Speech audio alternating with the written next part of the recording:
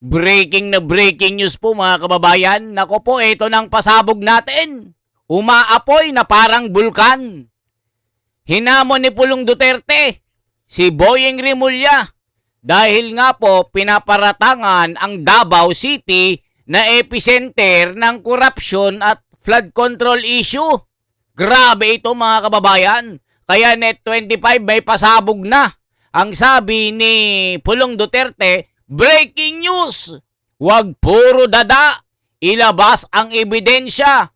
Pulong Duterte, hinamon si Boyeng Rimulya na ilabas ang prebang ang Davao City ang sentro ng flood control corruption. Nako po mga kababayan, talagang umaapoy ang away na ito na para bang pinapalabas kasi ni Boyeng Rimulya na ang Davao City ang pinakakurap. Pero ang baha sa Luzon mga kababayan, lalong-lalo na dito sa Metro Manila, lalong-lalo na yung nasasakupan ni Isko Moreno. Ngayon, si Isko Moreno, binabanatan rin si Benny Abante dahil yung kanyang distrito lubog na lubog sa baha. Napakaraming budget sa flood control taon-taon pero laging baha.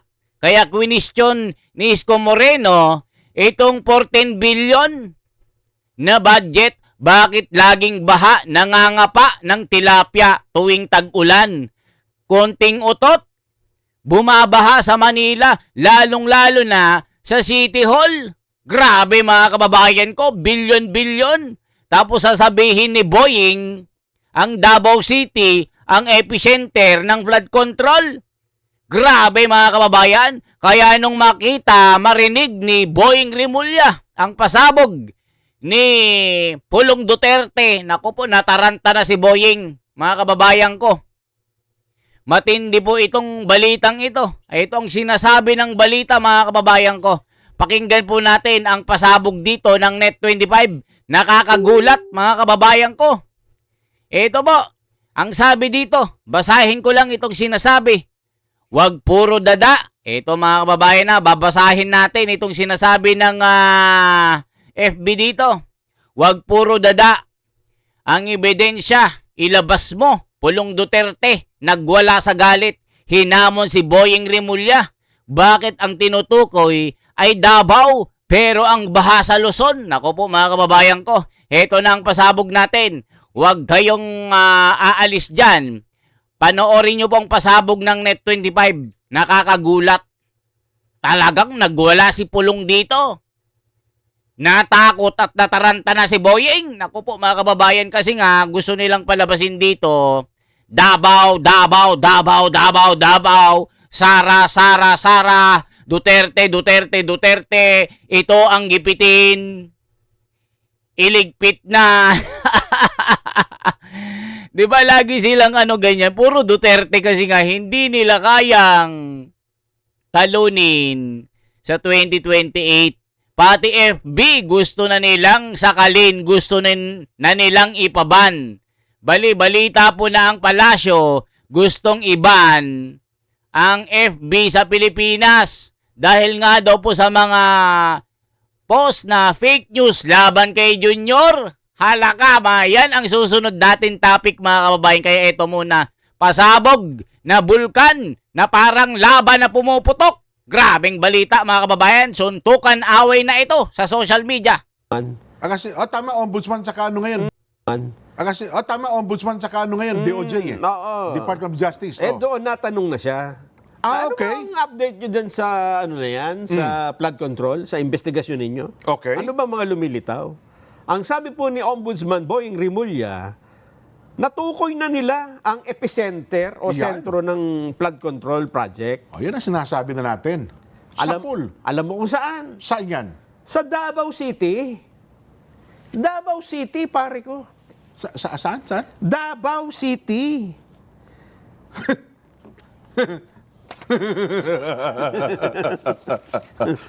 Davao City yan. O yan mga kababayan, di ba?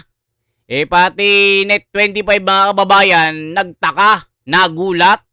Bakit Davao ang kanilang tinitira, tinatarget. Grabe mga kababayan. Talagang nakikita mo yung kanilang template. Duterte, Duterte puksain. Duterte, Duterte sirain. Duterte, Duterte. Doon itambak ang mga kaso. Doon isisi ang mga problema. Baha. Yung mga baha, doon natin ibunton. Doon tayo mag-iimbestiga. Kahit na baha sa Luzon, sa Hagonoy, nako po mga kababayan, billion ang budget. Pero hanggang ngayon, hanggang muta, ang taas ng baha, bangka na ang ginagawang transportation, ng transportasyon ng mga gulay. Bibili ng kape, bibili ng bigas sa palengke, nakabangka na mga kababayan ko.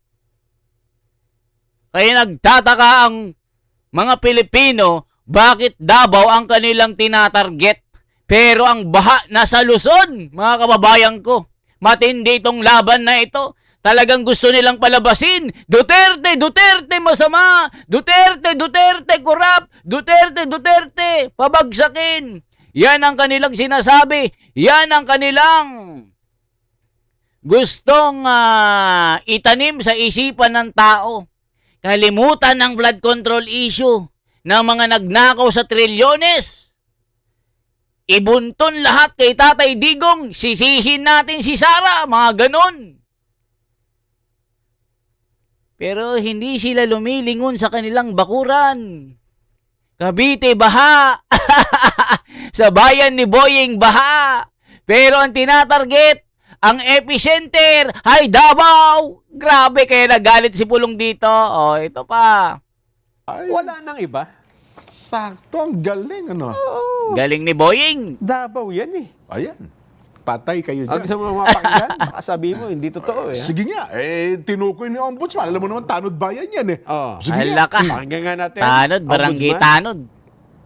Ang epicenter po ng flood control bago ho dumating ang Marcos administration ay Davao City.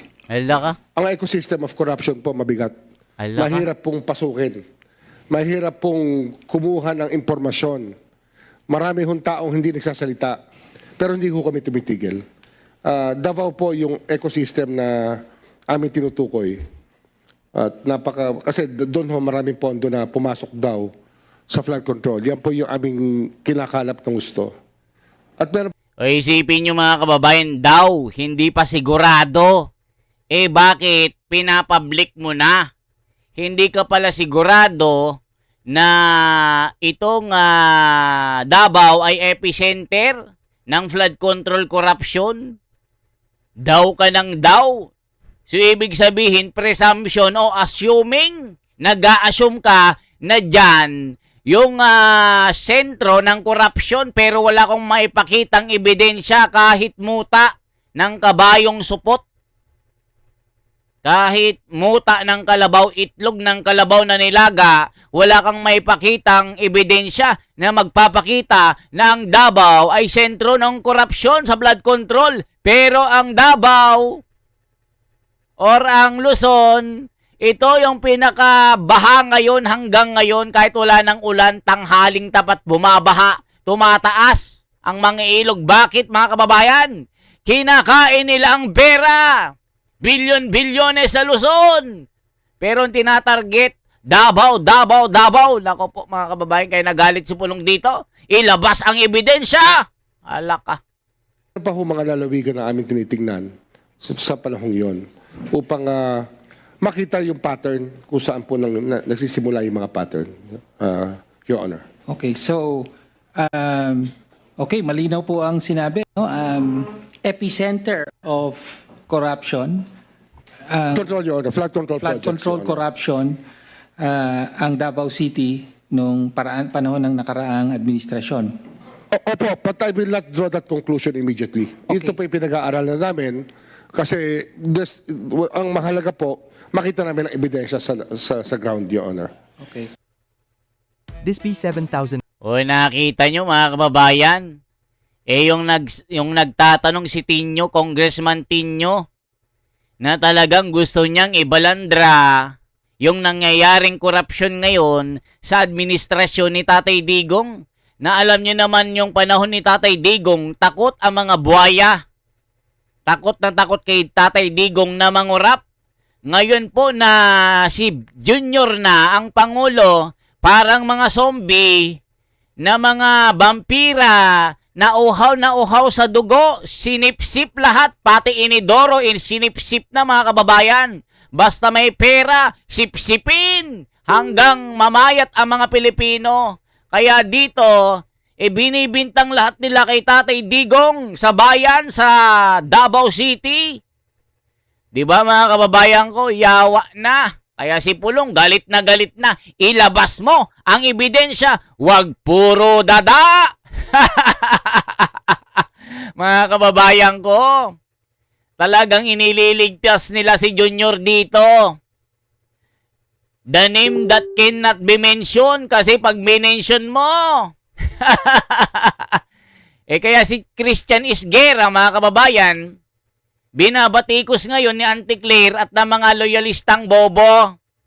Alam niyo naman ang mga ito, pag binatikos yung kanilang amo, na puro racket-racket ang pangbubudol na sinasabi na kung ano-anong mga pangako hanggang ngayon napapako. Parang lumilipad lang sa hangin. Para bang sinalita. Sinabi. Umutot lang ito. Nakalimot na. Naglaho na parang bula. Parang bibig na bumubula. Walang nakikitang development sa kanyang mga pangako. Kung ano-ano na lang, may masabi lang, mema lang. Nauuna ang yabang, nauuna ang salita, kaysa sa aksyon. Si Tatay Digong nun, mga kababayan, hindi nagsasalita yan. Hindi niya sinasabi, project ko ito, project ko yan. Hindi niya sinasabi mo, gagawa tayo ng ganito, hindi ganon. Nagsasalita lang si Tatay Digong pag nakatayo na. Hindi gaya kay Junior, paliparin ang racket nga ni. Ito raw ay isa sa paraan para umasenso pag may racket na ang bayang Pilipinas. Yawang Pilipinas, laging nabubudol, laging naiisahan. Kasi ang mga tangalista, bobolista, kayo ang tunay na kulto. Di ba sinasabi nyo, ang mga supporter ni Tatay Digong mga kulto, kayo ang mga tunay na kulto. Dahil hanggang ngayon, nabubudol kayo. Laging naniniwala sa mga pangako na racket-racket, wala namang nakikita at nahihita. O si Isko Moreno, bumabaliktad na naman. Di ba nung una, binibira si Joel Chua sa mga barangay hall na nakatayo na milyon-milyon ang pondo sa gilid ng kalsada, sa sidewalk na bawal dahil daanan ng taong bayan. Yan ang expertise ni Isko Moreno ngayon. Binabanatan si Benny Abante dahil sa bilyones na pondo sa District 6. Ngayon, nag-aaway-away na sila. Sa ngayon, sa Davao, yung sentro ng flood control corruption. Kaya si Pulong, galit na galit na. Ayun. Yari kayo, mga taga Davao. Yari. Yari na. Magtago na kayo. Ang nagtatanong pala si Congressman Tingyo yun, di ba? At talagang pero sabi niya, wag don't draw into conclusion daw, sabi, di ba? Oo. Kasi inaaral pa nila. Pero pinalutang na mismo ni Ombudsman Boying Rimulya. Alam nga naman hindi nila i-push yan. Di ba? Kasi dapat, hindi naman niya basta palulutang yan kung at tinatanong sa kanya kung walang dahilan. Di ba? Ang sabi niya, bagamat may pasubali. Ang sabi niya, mahirap kumuha ng ebidensya. Kasi wala doon mga tao nagsasalita. Ay, ibig sabihin, wala pa silang ebidensya na sapat. Kasi hindi nagsasalita siguro yung mga tao pa. Takot daw eh. Ba? Oho. Yan na. Yari na kayo dyan. At aalamin, si Ombudsman Boying Rimulya, pakilala ko yan eh. Oo, anong pagkakakilala mo dyan? talagang pag sinabi niyan, susuy-suyon talaga niyan. Ganun ba? Oo. Basta ang tama dun sa target. Oo. Davao City. Pag lumihis, ay, teka lang, lumilihis tayo, hindi tayo sa ano. Davao City. O nakita nyo, sabi sa social media post ni Boss Dave, nasa Bulacan at Pampanga ang malalim na baha. Pero si Uncle Boying sa Davao ang iniimbestigahan. Yawa na mga kababayan. Ito ang sinasabi natin mga kababayan. Bakit nakatuon ang kanilang attention sa Davao?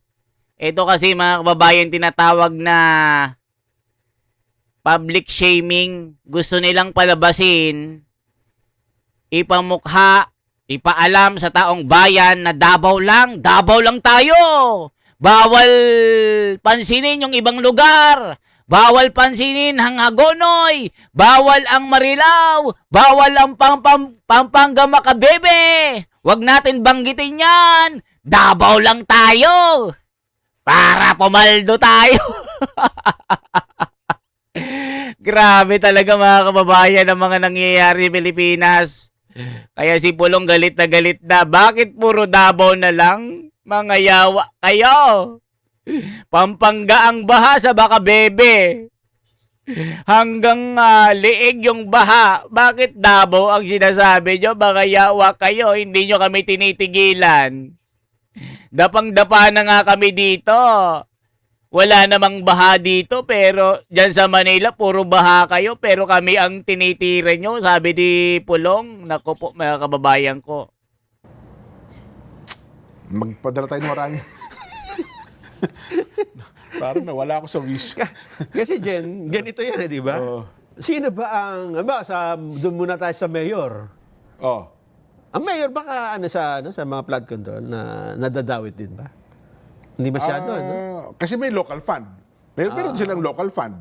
Bukod doon sa pondo ng flood control na under DPWH. Ay, sino bang mayor nung ang presidente ay si Digong? Si Inday Sara. Ay, tama. Inday Doon Sara. nga ang ayun. Yun ang direksyon na pupuntunin talaga. Yun nga ang sentro. Oo. Tama. Ay sana, makakuha ng mga matitibay na ebidensya talaga ang ombudsman. Kasi, bagamat sabi niya, di ba, yung kanyang don't draw into conclusion, binabanggit niya kay Congressman Tinio, pero again, kaya mo pinalutang ito, meron ka na kahit paano ay mga ebidensyang masasabi mo. Ang nagtataka lang ako, Jen, sa tinagal-tagal ng investigasyon ng Senate Blue Ribbon, hanggang ipatigil, Oo. hindi man nabanggit ang Davao City. Di ba? Sa flood control investigation. O ayan mga kababayan ko. Sa tagal po ng pag-iimbestigan flood control issue, hindi na babanggit ang Davao. Pero ayon kay Boying, Davao ang sentro ng flood control corruption. Hala ka. Grabe talaga. Dati parang nahapyawan doon sa paratang na 61 billion yung kay Pulong. Oo. Nahapyawan lang. Pero tapos na yung mga, wala nang, yun nga. hindi na ongoing, lumabas na lang yun, hindi na sa investigasyon. Hindi na. Oo. Di ba?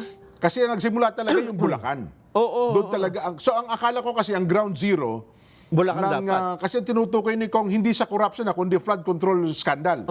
Binigyan din niya kanina. Ang alam ko, nabulgar, Bulacan.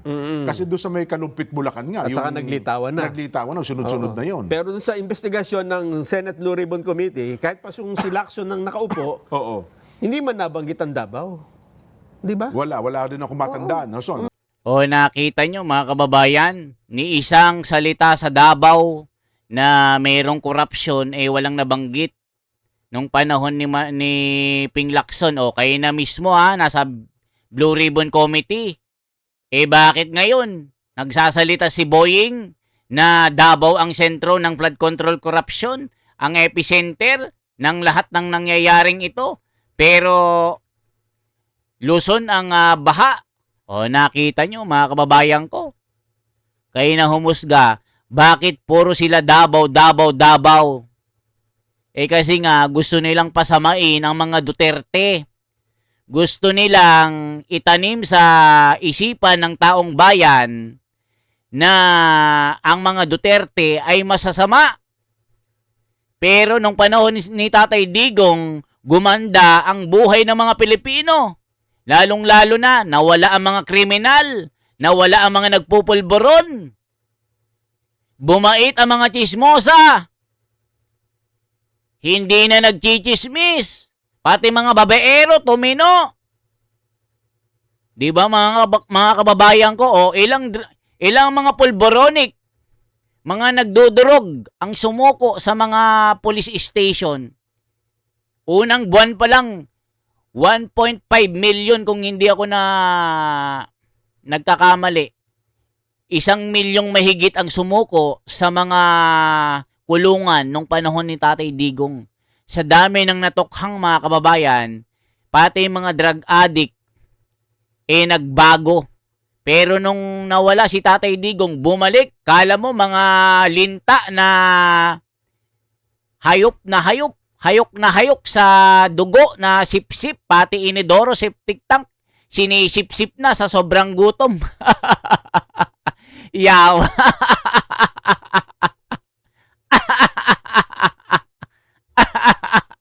Yawa talagang Pilipinas na ito. Gobyerno ni Baal talaga, kung ano-ano na lang, puro racket-racket na lang, puro kayo Duterte. Ang hirap yung kapiling. No? Oh. Bagamat bumabaha rin sa Davao. Lahat naman eh. Oo. So, ayun. Wala akong masabi. At nung panahon na yon, sino ba rin ang congressman noon? Si ang congressman noon ay Hindi pa. si Pulong ang congressman. Oo. Si Kong Pulong. Oo. Hanggang ngayon naman, siya pa rin congressman eh. Oo. Oh, at ang isa, si kabilang side, si Ungab ata. Oo. Parang dalawa sila dun eh. Oo. First district tsaka second district eh. Di ba? Oh, ang mayor, si BP Inday, tapos pamalit nga sa kanya si Baste. Tapos nagkaroon ng eleksyon, di ba, nanalo si Digong. Eh dahil sa napunta naman sana, ang ano ngayon, ay si Baste ang naging mayor. Dahil sa Succession. O, dahil sa succession. Oo. Oh. Ayun. So, paano ngayon yan? Bago ang malamang magpatawag ng panibagong investigasyon yan, Nelson. Kasi yung lahat nung inimbestigahan ng Blue Ribbon sa mga nakaraan, puro Bulacan, Luzon, Mindoro. Wala nga Davao, di ba? Oh, yun. Ngayon, sa tingin ko, magti-trigger ito ng malalimang investigasyon. Ang sentro, ang ground zero, Davao. Kasi sa pinalutang na ito ng ombudsman. Nako. O, yan ang sinasabi natin. O, dito, magbasa tayo ng mga komento. Grabe naman, marahil ang mga gamot na ginagamit ni Ombudsman Remulla. So, bakit sa Maynila grabe ang baha? Bakit Davao ang tinitira nyo? Nako. Sa Bulacan ang baha, ang direksyon ng investigasyon ay Davao. Grabe talaga ang gobyernong ito. Lakas ng tama, sabi niya. Itong si Boying binigyan ng bagong chance, hindi pa ginamit sa mabuti. O, nakita nyo. Darating ang panahon, talaga Remulla. Pinag-initan ninyo ang Davao. Sukdulan na ang kawalanghiyaan nila. Ang lilinis ng mga ito. Ayos ka din, Remulla, no? Muling buksan ang kaso ng anak mo. Nako po. Ang sabi ni Joe Fowler, binigyan ka na nga ng second chance ni Lord. Hindi mo pa ginagamit sa mabuting gawain. Kaya I hate this government. Nako po mga kababayan, puro racket na kasi. Wala silang bukang bibig kundi Duterte. Patalsikin. Duterte. Ikulong. I-impeach. Di ba, Bendalo, ginagago nila. Pati Korte Suprema, kine-question nila. Di ba? Tapos sasabihin ni Auntie Claire, mga kababayan, tayo, umangat na naman ang ating ekonomiya. Yan ang sinabi, pinagyabang ni Ralph Recto. Tumataas. Yung mga investor, yung kanilang tiwala, tight na tight pa rin. Talagang gustong-gusto nilang mag-invest ng pera sa bayan natin. Ganyan si BBM Jr. Ang galing-galing kasi may racket kasi. May racket tayo. Nalilipad sa kalawakan. Palili pa rin ni BBM. 10 metro lang ang haba. Aabot lang hanggang Gisame. Wasak na ang racket. Ano ang nangyari? Yung pera ni racket sa bulsa. Yawang Pilipinas. Ang hirap nyong kapiling. Ang hirap nyong kabanding. Talaga naman, oh. Kasi pwedeng gamitin ng Senado yan eh. Dahil sa may natuklasan nga ang ombudsman. Maaari ka ngayon mag-file ng resolution to investigate flood control scandal in Davao City. Hindi, ayaw na nga eh, di ba? Sabi niya sa ombudsman na pagka-flood control. Di ayaw nila Sabi nung chairman di ba? ayaw nila yung mga dati, pero ito bago eh. Ano ba, Tagig, yan pwede. Ayaw, pwede yan. oo nga. Davao, pwede yan. Bagong ano yan eh. Bagong discover. Discover ito eh. Ayan mga kababayan, so yung Tagig ang pinag-iinitan ngayon ni Ping Lacson sa Davao. Yan yung kanilang target. Target lock, Davao at Tagig. Gawan ng kaso yan. I-ano natin yan. I-build up natin yan. Duterte, siraan natin yan. Huwag mong banggitin yung Pampanga. Bawal yan. Yung Hagonoy, bawal. Yung Marilao, bawal. Bawal lahat sa Luzon. Huwag kang magbabanggit. Davao lang at Tagig. Yan ang target lock natin. Yan ang utos si Junior. Yawa. Yan, Diba? ano. Oh. O anong masasabi nyo mga kababayan ko? Diba? Target lock, Davao sa Katagig. Yan ang kanilang ay nako, Pilipinas. Ang hirap mong kabanding. Kung ganito ang namamahala ang gobyerno ni Baal. Talagang puro racket na talaga. Palon tayo. Ayun ang sinasabi ko sa inyo. Ano ba dinagdag ni Ombudsman Boying doon? Kasi nakita mo si Congressman Tino di ba? Nung tinatanggap niya yung parang nabigla rin siya. Hindi rin niya ina-expect yung sagot ni Ombudsman Boying Rimulye. Di ba? Kaya dapat dagdagan pa ang intelligence fund ng Ombudsman. Magkano intelligence fund ng Ombudsman noong nakaraan? Maliit lang sa ombudsman. Maliit lang ba? Hindi ngayon. Ayan nga mga kababayan, kaya pala inexads na ni Boying kasi nga nagpapadagdag ng intelligence para madagdagan ang budget ng ombudsman. Kaya pala, yan ang sinasabi ng mga komento. Nako po, yawang Pilipinas, niraraket na naman. Ayun, kasi marami silang aalamin. Ngayon, baka damihan na Ayun, baka billion na rin. Baka hindi daw nagsasalita yung mga tinatanong nila eh. Di ba? At maraming natatakot eh. Pero ganito ang paliwanag ni Boying dyan, ombudsman. Kasi baka naman bigyan nyo nga ng kahulugan na doon lahat may corruption eh. Ha? Oh. Tinanong naman siya, di ba? Ibig sabihin ba sentro ng corruption? Hindi po. Flood control scandal. Etong sabi niya. Oo. Sa panayam, pagkatapos ng pagdinig, Ambush interview. ipiniliwanag ni Remulla na ang paggamit niya ng salitang epicenter Oo. ay tumutukoy sa napakalaking bulto ng pondo na inilaan sa Davao City para sa mga proyektong pangontra ng baha noong mga nakarang taon. So wala pa silang conclusion kung yung pondo ay hindi naman nagamit ng tama o nagamit. Ibig sabihin nito, maraming pondo doon, titingnan pa nila kung ginamit ng tama yung pondo. Epicenter dahil malaki daw ang budget nung panahon na yon. Ayan mga kababayan ko, anong masasabi nyo? Kaya nga si Pulong ilabas mo yung ebidensya, wag puro dada. Di ba yung sinasabi? Mga kababayan ko, wag puro dada. Ilabas ang ebidensya, Boying. Ayan, nagkahamunan na mga kababayan ko. Matindi po ito, di ba? Ano masasabi nyo? Ilabas ang ebidensya. Puro kay Davao, pero ang Pampanga, baha, makabebe. Apalit, buong mga barangay lubog na. Pati Manila, ay nako po. Umaapaw ang budget dyan. Bakit puro kay Davao? Di ba mga kababayan ko? I-like at i-share po ang ating FB mga kababayan ko. Ito yung page natin. Ayan no. The Wonders Philippines. Ayan no. The Wonders Philippines. Ang mga content po natin dyan mga kababayan, puro satire. Picture. Mag-comment po kayo. Sabihin nyo, The Wonders, nandito po ako. Finalo na kita. Ayan no. The Wonders Philippines. Okay, para ma-shoutout ko kayo. At shoutout po kay Ma'am Mirna Aura. Ayan, laging nanonood sa atin. Gaspar Beltran. Jocelyn Peria. Ayan, purihin natin ang Diyos para lagi tayong bantayan.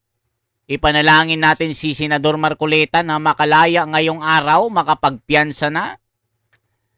Diba, mga kababayan? Yan ang sinasabi po ng mga nanonood.